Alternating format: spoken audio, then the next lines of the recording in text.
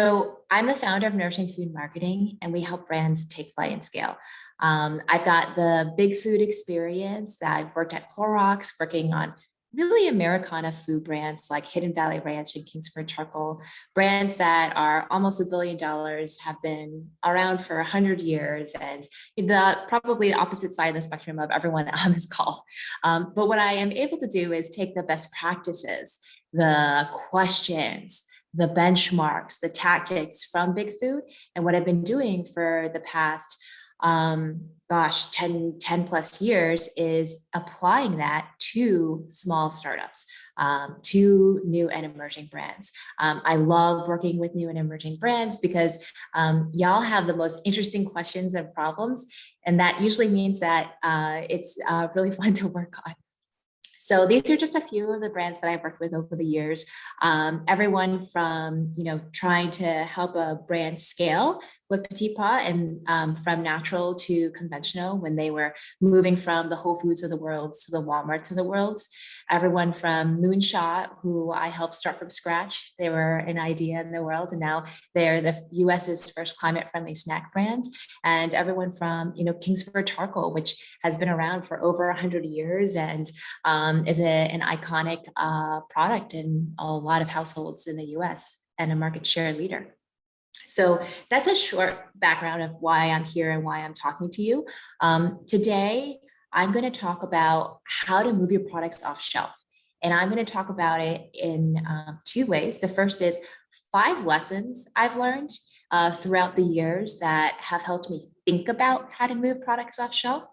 And then the second thing that I'll do is that I'll show you the money slide, the slide with all the tactics, how you should think about it, and how to sort of build a framework for thinking about your shopper marketing budget and your executional plan. As Jordan mentioned, I'm super open to questions. I've only got about 30 minutes of content, so this is all about you. So definitely drop in the chat any questions that you have, and we can definitely get those addressed and answered along the way. So let's dive right in. Lesson number 1, and you all probably know this because you're here. Moving product off store shelves, it's your job. That's the dirty little secret of the grocery business. It's not the broker's job. It's not your distributor rep's job. It's not your buyer's job. It's certainly not your store job, the store's job. It's your job. You're renting space on that shelf. So when you think about that, when you think about having to move products off shelf, what's the first question that you should ask yourself? The first question is, how much product do I have to move off store shelves to stay on shelf? It's really hard to get on shelf. It probably costs you money in slotting fees to get on shelf. Probably had a promise, promotions, and trade promotion money. That's the case. How much are you willing to spend to make sure that your product stays on shelf? So these are 2 really good questions to ask yourself when you're thinking about, okay, how do I support XYZ store? How do I support Whole Foods? How do I support Sprouts? How do I support HEB? The answer is, 1, try to get a velocity number from your buyer. Sometimes they'll share it, sometimes they won't. They typically have a category velocity hurdle that they're thinking about that you need to hit. And if you don't hit it, then you're in the bottom half of velocities, and that means that you'll be discontinued. Your broker may be able to help you with this, with category data and category norms, because they may be able to say, hey, yeah, in this category, the average velocity is 6 units per store per week. And then you'll be able to take that into account. The other way to do it is to find, in a very scrappy way, point of sale data. And if you're able to do that, then you can see what the median velocities are in that category. And this is important because you always have to have numbers in order to build your plan. If your plan was to hit 8 units per store per week and you're at 1 unit per store per week, you've got a lot of work to do. And so you need to figure out what time and resources and money can I dedicate to get to that level. So that helps you understand where the gap is. So that's the first lesson. Moving product off store shelves is your job, and you need to know what that number is that you have to hit to stay on shelf. Second lesson is you have to drive awareness and trial at your store and your region. So here's the consumer marketing funnel. You all have probably seen this before, but it's the 5 general stages that a consumer goes through when they're interacting with your product. The awareness stage. Oh, this product exists. T-Squares exists. That's really exciting. What does it do for me? Consideration. Oh, actually, that meets a need in my life. I actually do like caffeine, but I'm not really into coffee. So how can I make that happen and bring that benefit into my life? Trial. Oh, I'm going to actually go to the store and purchase this. I have learned enough about it. I want to give it a try. And oh, maybe it's on promo. So I reach out and grab it. Repeat purchase is when a consumer purchases your product and they love it so much they come back.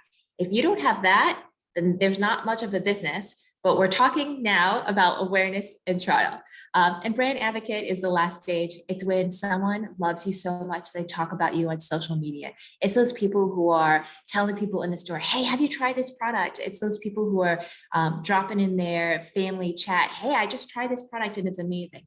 That happens. And when that happens, that's when your word of mouth, which consumers always rank as the #1 reason why they purchase a product, your word of mouth helps you to build your business. So in shopper marketing and moving product off shelves, you care about awareness and trial. That's the key thing. But as you think about your marketing objectives, these should be considered for your store and your region.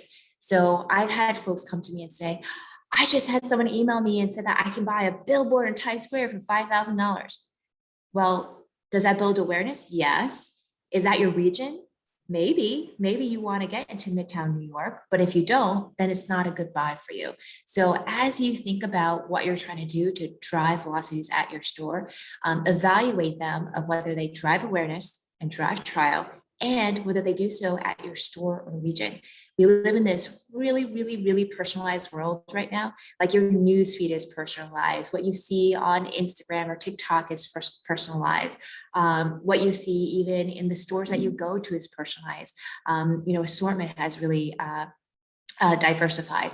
So you need to make sure that your marketing, shopper marketing campaigns are really tailored to your store and region.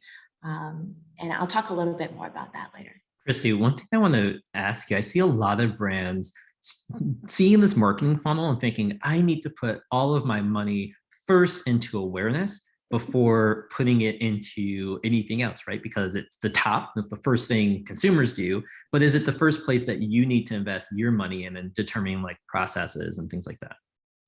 Yeah, it depends on what stage brand you are. If you have zero awareness, you just launched and nobody knows who you are, then yes, you have to drive awareness. But if you've already been in store before, maybe you're going to a new store in the region, or you have been doing events in the area, so you've been driving awareness in another way, but are now in store and they can purchase you there. That's where you want to think about driving trial. The other reason why you don't want to put all your money in driving awareness is it's really expensive and you don't always know if it's working. With trial, it's much easier to sort of look at that ROI, that return on investment for your tactics and campaigns. So it always makes sense to put money into both areas of the funnel, awareness and trial, particularly since once people know about you, then you need to convert them. Then you need to drive trial. So definitely makes sense to look at both of those marketing objectives. Awesome. Yeah, I love that. I always tell people too, it's like, it's so, as you just said, it's so much easier to get someone who's purchased your product to like buy again than convince someone new to buy it for the first time. And so I would say like investing your processes like later down so that once they find out and try you, they're likely to buy again because it's going to be a much cheaper use of your money. It's harder to do sometimes, but it's going to be much cheaper use. Yeah. And I think that I think my third lesson speaks to this a little bit. There is no silver bullet. What works for you, Jordan, is not going to necessarily work for the next founder. And it depends. That's the dirty truth too about shopper marketing. There isn't like, I should be doing this one thing and there's a secret out there and everybody knows it but me. That's not true. It depends on your brand. Something that works for you may not work for the next person, and something that works for them may not work for you. And here are a few things that you should think about when you're building your shopper marketing plan.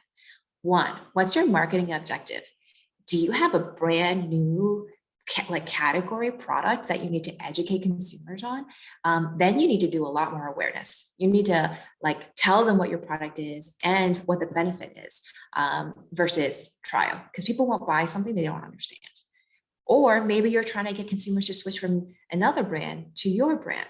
And that's a little bit of an easier job, but then you would want to put more money into driving trial because they're already at that shelf. They're already purchasing that other brand. How do you get them to purchase you? So your marketing objective is really key when thinking about your shopper marketing budget, and your plan, your execution. The second thing that really matters, and this goes to what we were just talking about, Jordan, is how much brand equity do you have? If you have some, then by all means, flaunt it. If you have the brand equity, then don't do as much awareness driving, do more trial driving. If you have brand equity in the region, but not in that store, you can definitely leverage that. And so what you do for each retailer really depends on what your brand equity is in that region.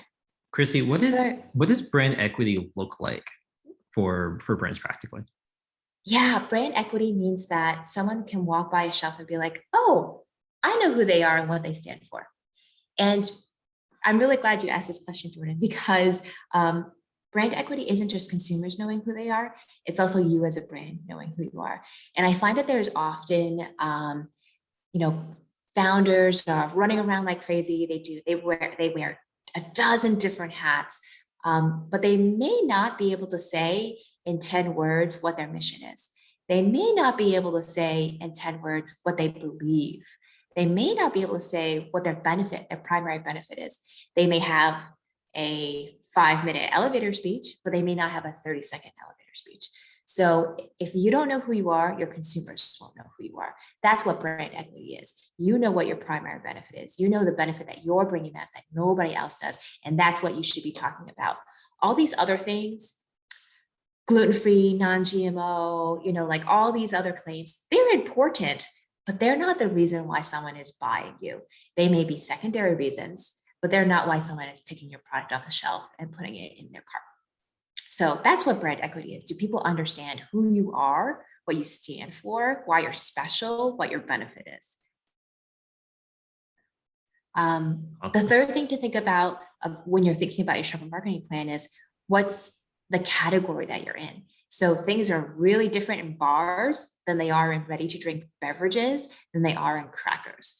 What do consumers most care about? Is it a category where they're really price sensitive? If so, then you have to think about, putting a lot more money into driving trial, like couponing, rebate, and on the trade promotion sides, promos. But if they really care about taste and flavor, then maybe you spend a lot more money on shelf talkers or awareness campaigns where you can explain that. And then also, what are your competitors doing? Because they matter a lot. You're on shelf next to them. If they have a shelf talker, maybe you don't want to do a shelf talker. So as you think about your particular category, that can help you frame up what your next steps are. The fourth thing to think about is your retailer. So every retailer has trade and shopper marketing programs. Some of them are very expensive and some of them are really affordable. And so depending on the retailer, you may want to take a picking of the buffet. You may not. It may be too expensive for you. It may be too rich for you. Some retailers don't have trade promotion programs until you get to a really big stage. So a good example of that is everyday low price retailers like the Walmarts of the world. You can't really do trade promotion there because they have an everyday low price. So if that's the case, then you have to think about shopper marketing and layering that on. At some stores, gosh darn, you better do your promotions because if not, the buyer's going to kick you out because they don't think you're supporting your product. Well, that's what you should be doing there. So it really depends on the retailer, what the expectations are for you on both a trade and shopper side, and how to best push your product forward there. The last thing that I'll say is budget matters. And I'll talk a little bit about this on my money slide, my tactics slide. What can you afford? how much cash do you have in that bucket? It doesn't make sense to support your product in 100 stores if you'll go bankrupt. So then you should think about, okay, here are the 50 stores that I should have distribution in and I should be supporting right now, because otherwise I'm gonna not be able to make ends meet. The other piece of this is, what can your product margins support? Some categories have much higher product margins than others, and that means that you can do more. Just because your friend who created the supplement company can do all these things doesn't mean that you also can, because it's a different business. And so that's also really important. Okay, lesson It's number so 4. important. I'm excited for you to get to that next part, because I think you like that determines how a brand launches, but everything just so expensive in this industry and money's not always available. Yeah. And money that is available, you may not want. That's a different topic. Yeah. A quick question while we're on this side. Manoli asks, in what qualitative ways can emerging brands measure brand equity on a regular basis and in a cost-effective way, or maybe even a quantitative way? Yeah, the easiest way to do that is to talk to your consumers, the people that are on social media, the people that are on your newsletter list. You can do a question called the Net Promoter Score, like how much would you recommend this brand to a friend or colleague, and sort of see where you are in that scale. Like Nike's a 90 or something like that, but you know, there are some other brands that are at the 20s. So where are you on that spectrum? And like SurveyMonkey has a standard question that you can use and send to your newsletter or social list. The other thing that you can do, and this is sort of big company, but you could bring it back and make it more scrappy, is that folks do like consumer awareness surveys, like, oh, you bought this category. You can purchase responses from SurveyMonkey of unbiased people who, there are consumers that take surveys for $1 or $2 and ask them, oh, you bought this category. Do you know about our brand? What does it mean? What other brands do you buy? What are those? Why do you buy those brands? And so you can do something that's more broad like that. The other thing that you can do is like, gosh darn it, go into the store, go in your aisle and watch people shop. And then when they put something in their basket, ask them why they put that thing in their basket.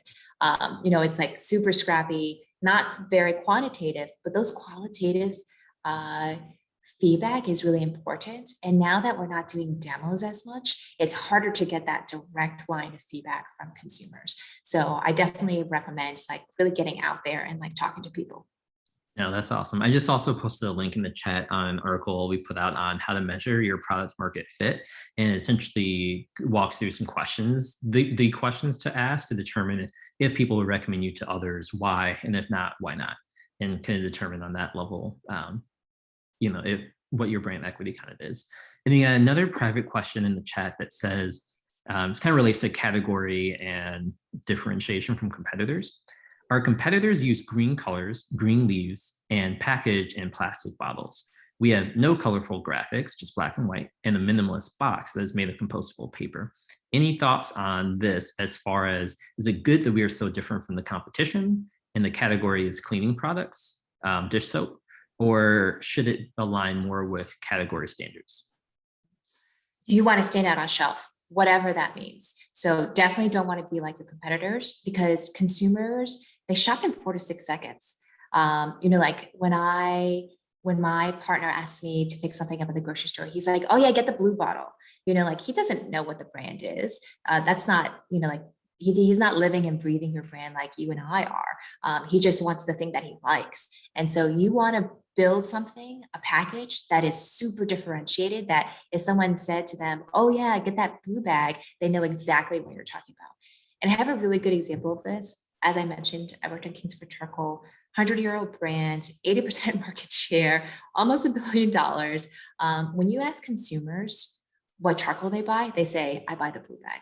They don't tell you I buy Kingsford Charcoal. They don't tell you I buy original charcoal briquettes. They don't tell you anything that you yourself would say. They say, I buy the blue bag. So if a competitor comes in with a blue bag, that is a real problem for Kingsford Charcoal, right? So you want to build something that no one else looks like you and you pop on shelf.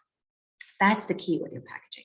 You also want to communicate your primary benefit. You want to communicate your value to the consumer. So that's another thing. Does the black branding and the compostable packaging convey your brand DNA and your brand equity? That's the other question you have to answer there. Yeah. And the one thing I would add, I think those are all great points, is that like people should understand what you are really quick though.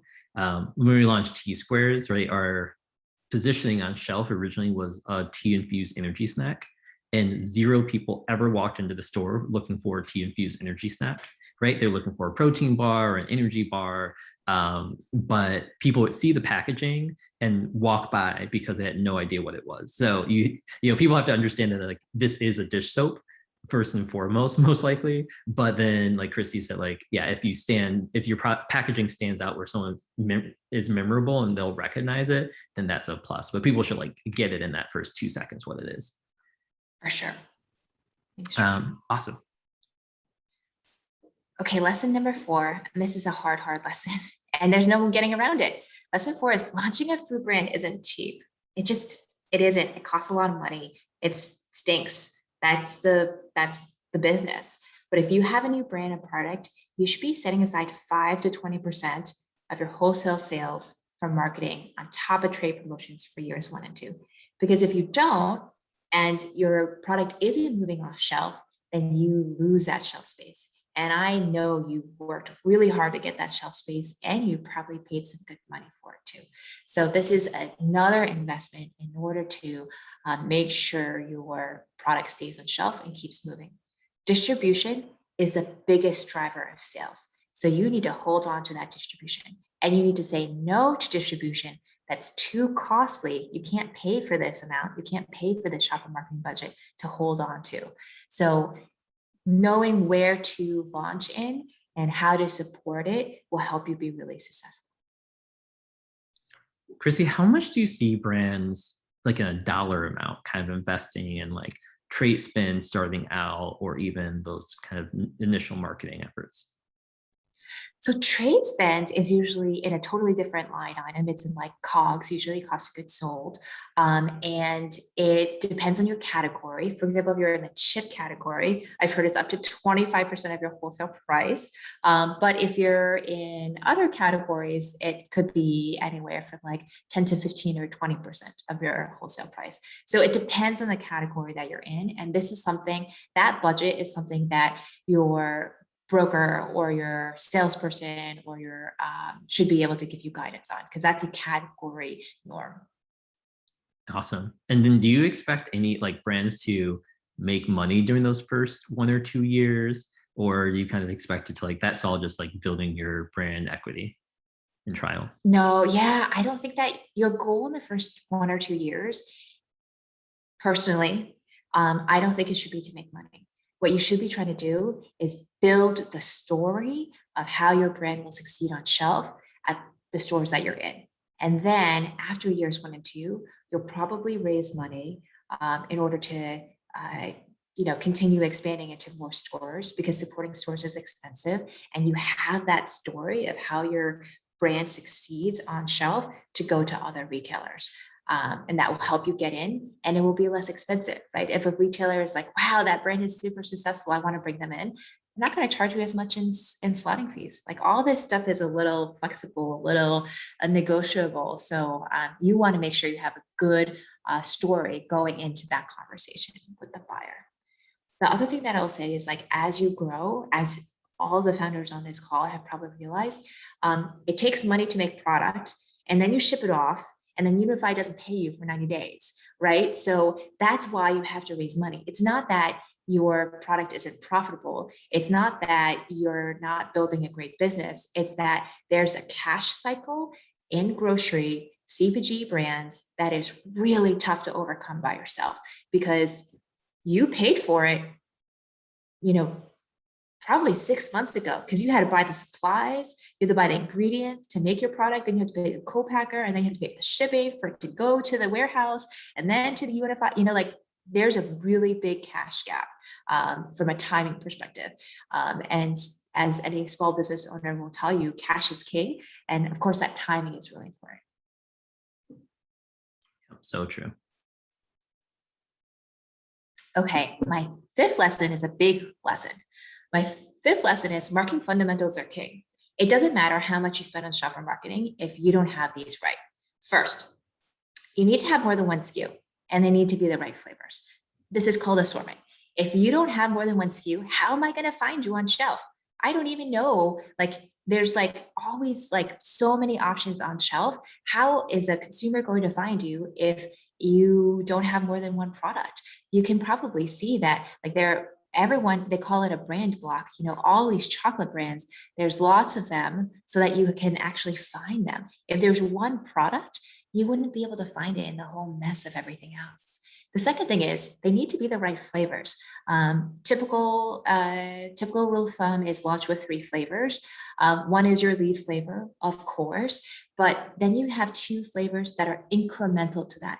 That's the key. You don't want to launch a sea salt and a sea salt, extra sea salt, because then you're going to split your buyers between sea salt and extra sea salt, or like sea salt and like sea salt with sesame. It's too close.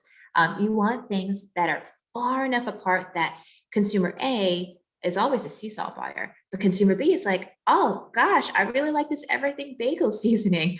I'm never sea salt. I'm not basic like that. Okay. So they go for the everything bagel seasoning. So you need them to be incremental to each other. They can't cannibalize each other.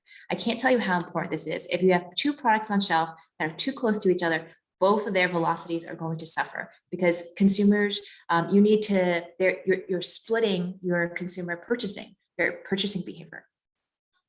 The second is your price is probably the most important thing that you launch with. Because if you're at the top of the market, boy, oh boy, you better be communicating why people should be buying you.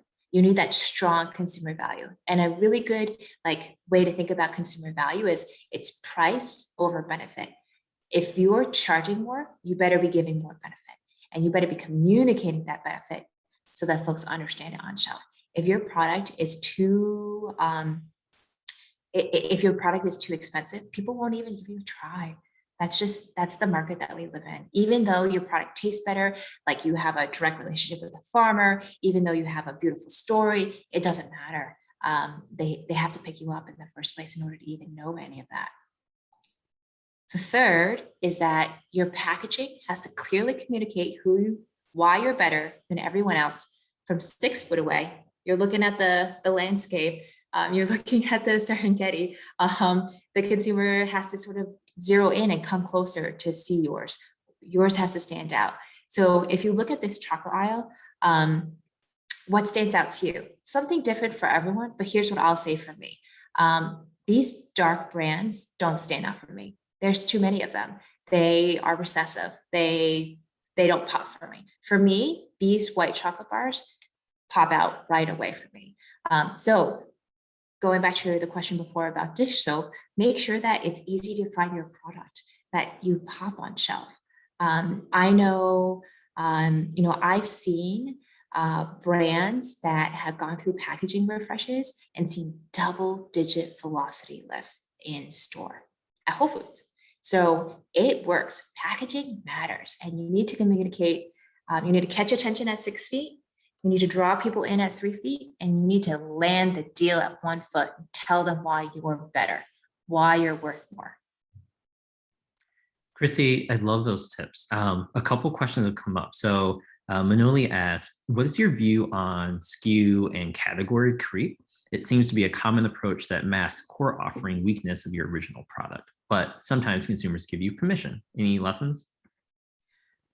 Yeah, I would say that buyers always want new news. And so it's up to you to say, great, this is my new news. And guess what? These 1 or 2 SKUs from last year, the news didn't work out. So I want to swap those out. And so it takes discipline because, oh my gosh, maybe you're giving up store shelf space, but if it's bringing your velocities down, then you don't want them there. So I would say, yes, keep launching new SKUs. Some of them will be runaway winners and some of them will be dogs, and you'll want to discontinue those. And I think Christy, let me know if you've seen this as well, but I see brands launching in different categories. Like maybe they'll start in chocolate bars and launch into salty snacks or like frozen. You kind of think like, why? From what I've seen, it's usually when a brand sees like either terrible velocity in their original set and they're like, this isn't working, we need to try something new, or when they're doing so well that they have like the equity and maybe base to move to another category. Do you think so?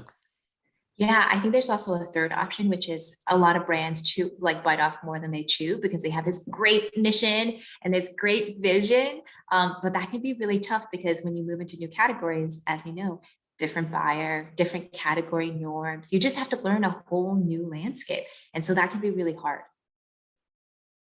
No, that's so true. And then Tyler asks, what are your thoughts on launching regionally into physical retail stores, but nationally through e-commerce? And even like, how does that kind of tie into your SKU selection? Yeah. So, yes, I love that strategy. Again, very dependent on who you are and like what all those silver bullet questions are. But when you launch regionally, it's great because you can, your shopper marketing support can build on each other. You're not spreading it too thin. It's fantastic because then you can concentrate in your products in a one or maybe even two distribution centers, and your velocities there are also really important. And three, it means that when you go do demos, it's a lot more efficient than flying across the country. E-commerce, if you're profitable, if you, or depending on your business and marketing goals, you know, being national is fine, but you have to make sure that it works for you. And so I've seen for some brands, particularly ones that are refrigerated or frozen, they launch regionally because it just doesn't make sense for them to ship nationally. If you have a shelf stable product and you can ship nationally profitably or close to profitably on that first purchase, awesome, great, keep doing that. But don't feel like you have to. You get to make those decisions for your brand about what works for you. Just because everyone else is doing it doesn't mean that you have to. So when you think about e-commerce, that doesn't have to be national. It can be regional. Absolutely. It could be anyone that you can hit with USPS in 2 days because you know that consumers are trained on 2 days, 2 day shipping, and you don't want to pay for FedEx or UPS. Totally makes sense. I love that. Okay, cool. The last thing, just an experience that I've learned, and maybe you've seen this too, is design your packaging at the shelf level. Because our first T-Square packaging, our core kind of product benefit statement was at the very top in the shadow of the shelf, and you could not read it even at like 6 inches away. Yeah, that's such a good point. And thank you for bringing that. How your merchandise matters. Like you'll see on this bottom shelf, I can't see what brand that is. I have no idea what that product is. And if you're a new brand, let's be honest, you're not going to be eye level. So design for that in mind. You know, like if you're going to be at the top shelf, you know, for tall people, or the bottom shelf for people like me, just design for that. It's okay. You'll move up to eye level when you're moving. Don't worry. Awesome. I love that.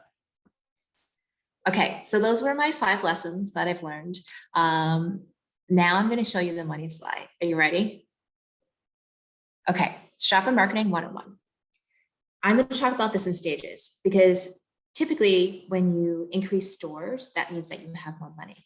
And if you have more money, then you can do more things. So the first tranche that I have is like, you're less than 500 stores. It's all you, baby. It is all you. There are no silver bullets here, and you probably don't even have the money for that if there were. The first is activate your community. You're probably launching where you live. Your friends, your family, your neighbors, your like worst nightmare from high school, they can all be consumers of yours. They can all tell all their friends and family and worst nightmares. They can share, they can go into store. This is really important in the beginning, and make sure that your product looks good. Someone bought one of your products, they can move that up for you because you probably don't have money for a merchandising team. And that's important. Aesthetics matter when you're in store. And so activating your network in order to be there for you, gosh, you have to do it. As a fearless founder, you have so many things that you're working on. Ask your friends and family to help you out. The second is you can do events. These are typically pretty cheap.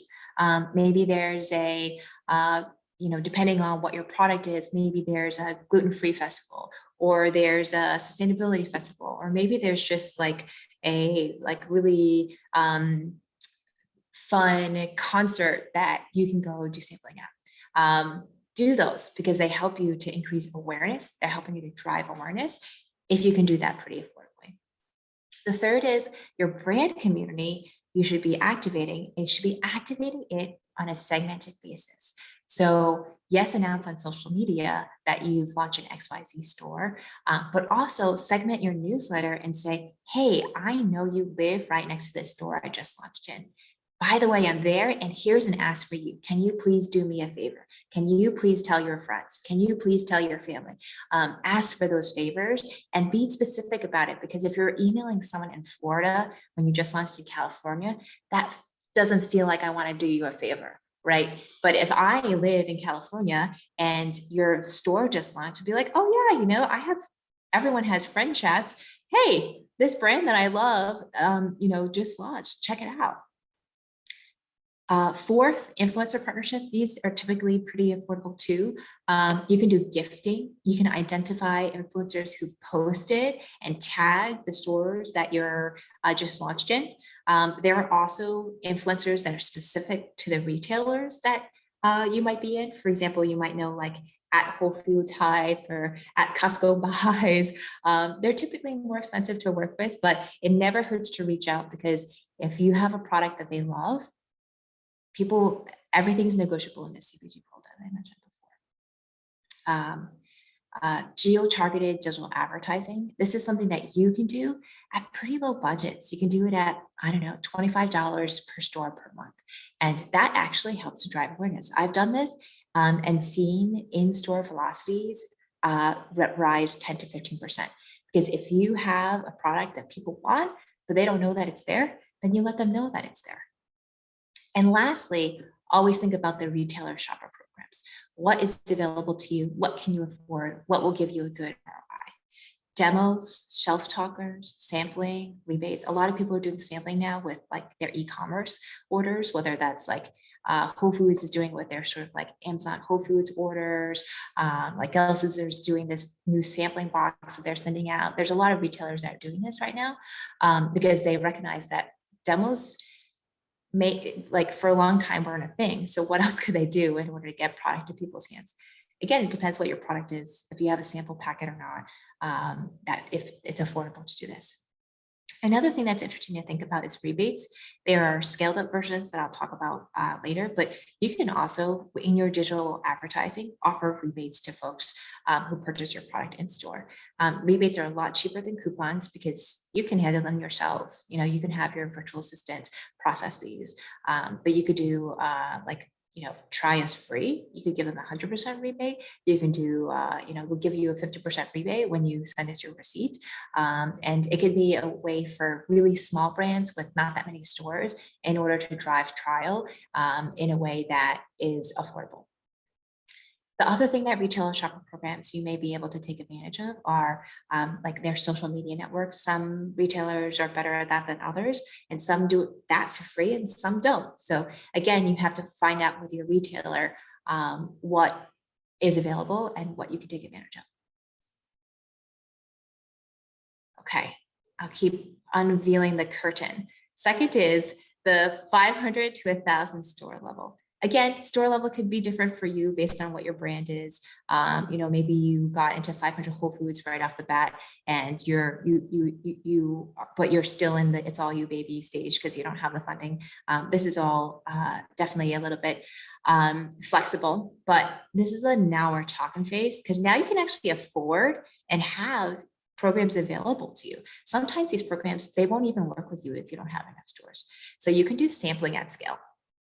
Programs cost anywhere from $5,000 to $20,000, and they cost anywhere, depending on your product, size and weight to ship to consumers, they can be anywhere from like $0 to $4 per sample to send out, depending on targeting, et cetera. But you can get your product into all the consumers who are natural leaning that live in the LA area. That's something that these brands can help you do. Rebates at scale can also help you.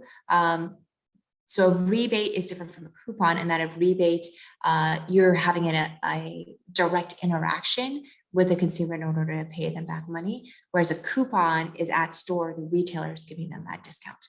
And so the difference is that rebates, you don't need a coupon clearinghouse because coupon clearinghouses cost money.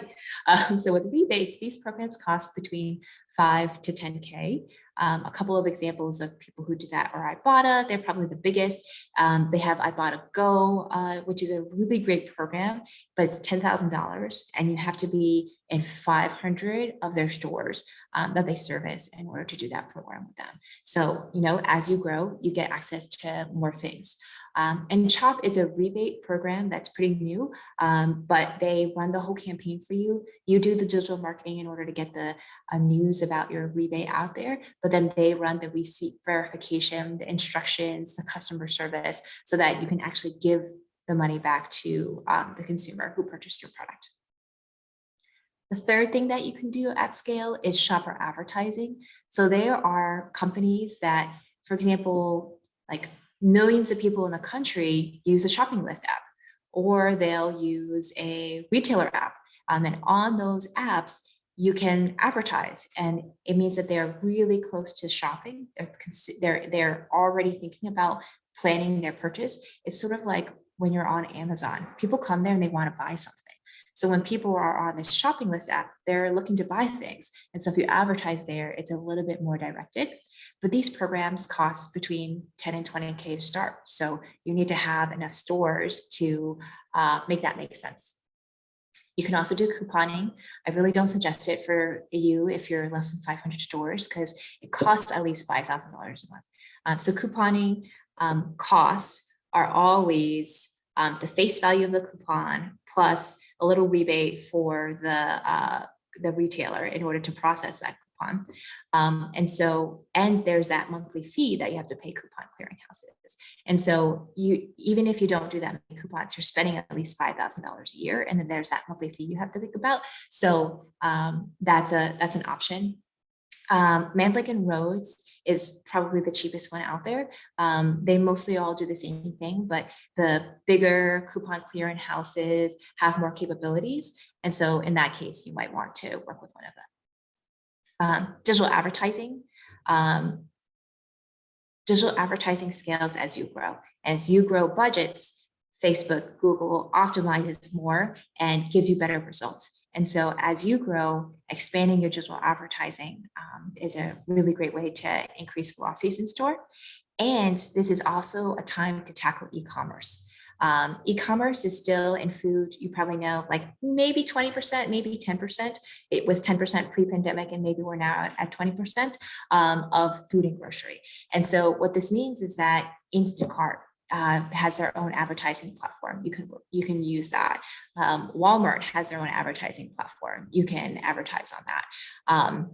The other thing that you can do here that isn't pay to play, it's a little bit play to play, is you can make sure your listings on e-commerce look good. For example, your listings on Amazon have to have good information so that people, when they're shopping for Whole Foods, want to purchase your product and understand enough about your product. And there's like a process to update your listings through Whole Foods/Amazon. You could do the same thing for bigger retailers like the Krogers of the world or the Walmarts of the world. So depending on what kinds of stores you're in, you may want to invest in spending a little bit in content creation so that consumers that are shopping online, and there's more of them now, know who you are and why they would want to purchase you. Okay, the last stage is when you're over 1,000 stores. Now it's time to scale.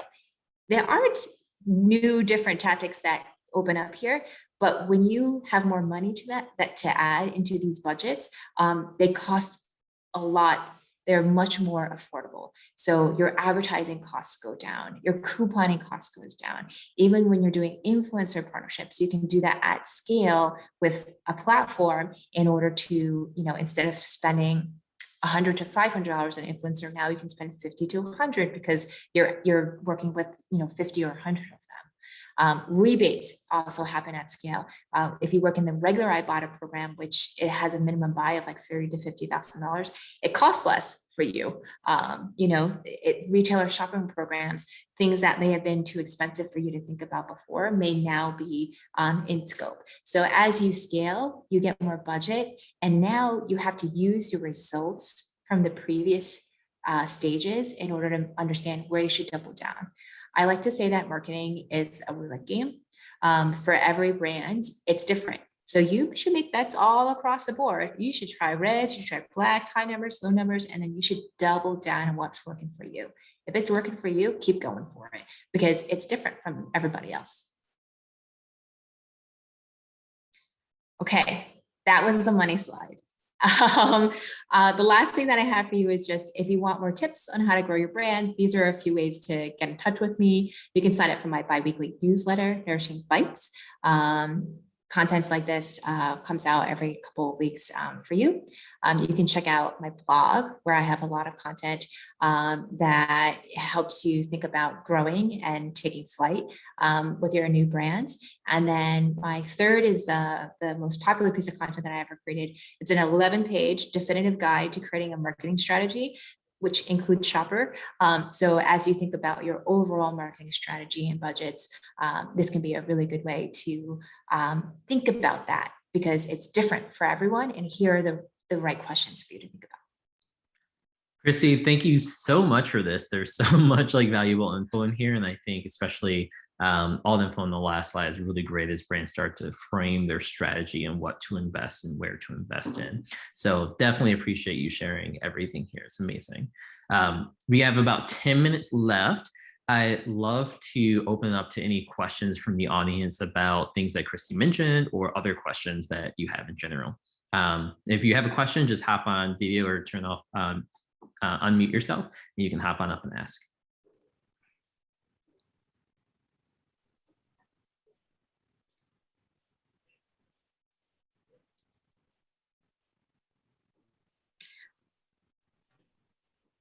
Let's see if I can link these. I was trying to copy paste.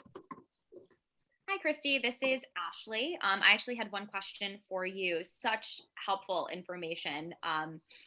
My question for you is, in your experience, what has been the #1 driver for velocity in store? So whether that be pre-COVID, so whether that be demos, promos, geo-targeting, just wondering in your experience, just to kind of get a feel for it. Yeah. Hi, Ashley. Thanks for the question. This depends on your brand. If you're new, brand new, I say that promos are like the way to drive velocities. Price is such a big factor for consumers. And if you do that, then you'll get the buyer on your side, which is really important. I want to say one thing too about demos, which is that demos cost a lot of money. They can cost you anywhere from like 10 if you're doing like a Whole Foods local vendor demo to like $250 per demo for a 4-hour demo. And so if you think about that, like dollar per unit trial, so I always like to compare tactics against similar metrics. Let's say you reach 30 people. If you're paying $250 for a demo, and you're paying $10 to get a sample in someone's mouth. So that's very expensive, right? So demos are really important to start your brand and to get your brand awareness, but only do that if it helps you in service to building a story. For example, you're in one Whole Foods region and you want to get national. So then demos help you make that happen. Or perhaps you're like just starting out and you want to build a really great retailer story about your velocities. Then demos make a lot of sense. But on an ROI basis, demos don't always make sense. Don't usually make sense for you as a brand. They don't pay off. Yeah, I mean, it makes sense. I think sometimes when you see the dollar amounts, like with promos, you see it come off. But then when you're doing demos, you're like, oh, well, it's for other purposes. So you can kind of justify the ROI. But at the end of the day, promos work, right? Like price matters. So that's a great tip. So Yeah, especially in the beginning days, you don't have that many levers to pull, and price is a really good one. You just don't want to train your consumers to always purchase your product on discount. So that's just something to think about as you're beginning out. And when you're beginning, awesome, do promos, but don't do it like, you know how Sweet Baby Ray's in the barbecue aisle is on promo every other week. Don't do that. yeah, like Vista Print, where you just like wait for the coupons to come to you. So, Exactly. okay, cool. Thank you so much, Chrissy. I appreciate it. Great info. Of course. Hi, Christy. This is Shivani from Little Gourmets. Thank you for that great presentation. I wanted to follow up on your comment about price. And how do you recommend we figure out if we are at the right price or if we are maybe at too much of a premium? I think the best way to do that is there are two ways to think about this. One is you can be really scrappy and look at your competitive set. What price are they at? Are you comparable per ounce? Are you comparable on an absolute price point? Like some categories, you don't want to go over $5 because even if it's like a really good buy because you're getting a lot of product, you don't want to be over that price. So those are like some scrappy things to think about when you're thinking about your competitive set. The way that big brands understand this is they do purchase interest surveys. So like Nielsen does BASI surveys, it's sort of the industry standard, and it tests your product concept with your price to understand purchase interest. And what they do is they compare it against their database to understand, okay, is this product going to succeed in market based on what consumers are saying about their purchase interest or not? The scrappy way to do that is to do a similar purchase interest type survey, and Nourishing Food Marketing does run these if you're interested, and show those to consumers that are taking surveys online and gauge their purchase interest. Is this something that, and ask them for their feedback. Do they all comment that this is too pricey? Then that's a good answer. Is there not enough top 2 box purchase interest? That also will help you with an answer. And the third is that with price, most small brands are at a premium price because you don't have scale. So you're not able to offer the great price that bigger brands are. But there's like a 10 to 20% premium that folks, depending on your category, that folks are like, okay, yeah, like I want to try something new. But if you're much more than that, you better have a great benefit that they cannot get from a competitor, because money is often in the top 3 purchase criteria for a category. Okay, great. Thank you. Mm-hmm. My pleasure. All right, we have time for another question or two if anyone has any. I have a question. This Yes. is Callie. I was messaging Jordan about my dish soap. So for my category, there's nothing on major grocery store shelves that exists in my category right now. So I'm just, all of this is like really, really good information. And I'm thinking through like, okay, my box is very plain with black letters. All the competitors, which are in plastic, they have green leaves all over it. The competitors, the prices range from like $3 to $5. My product is $8. I don't know if you guys have any like other suggestions for basically like a completely new thing in a category. Like we invented this product in 2017. It's solid dish soap as an alternative to liquid in a plastic bottle. That is a tough question. As I mentioned before, when you are trying to build consumer awareness about a new product, that costs money, because you have to educate consumers about what it is. So I think I would think about a few things, a few recommendations based on what you just mentioned. One, make sure that your packaging, as Jordan was saying before, clearly communicates who you are. Your packaging is your strongest marketing asset because every consumer sees it. And so every one of your consumers sees it. So when you're on shelf, make sure that it communicates who you are. So maybe that's a claim on the front that's like solid bar for cleaning or something like that.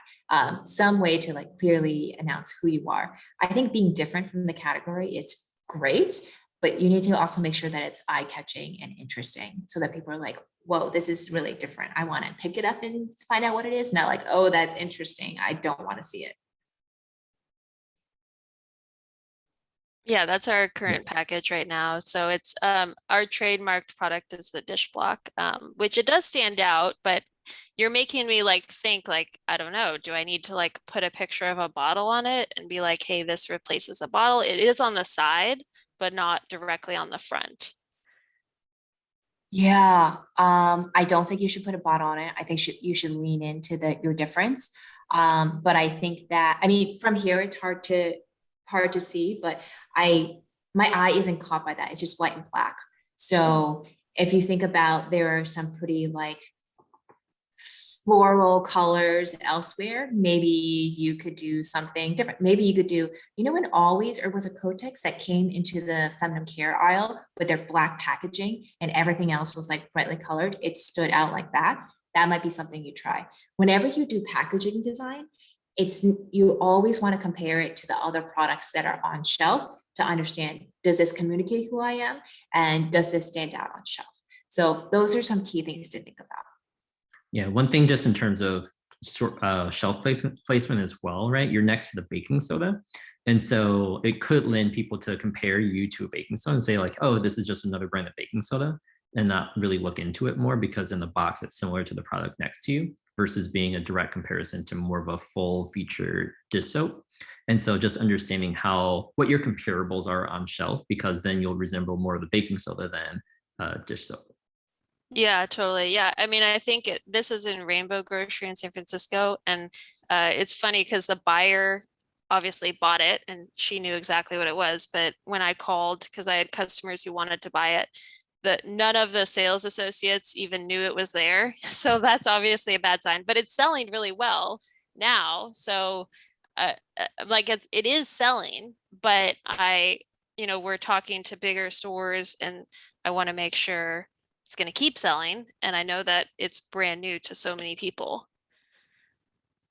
Yeah, totally. The one thing that I've just learned with T-Squares, because we launched with like 4 points of differentiation, is that the more different your product from the category norms, typically the more expensive it is to educate people.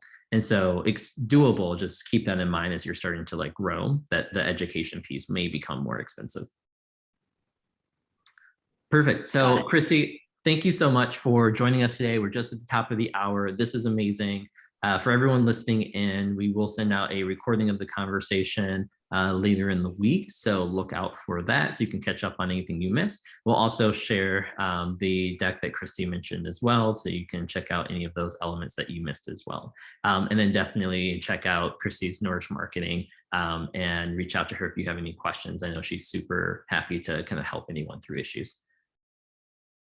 Amazing. Thank you all for sticking with me, and Jordan for the invitation. This has been such a blast, and I really wish you all luck in moving your products off shelves.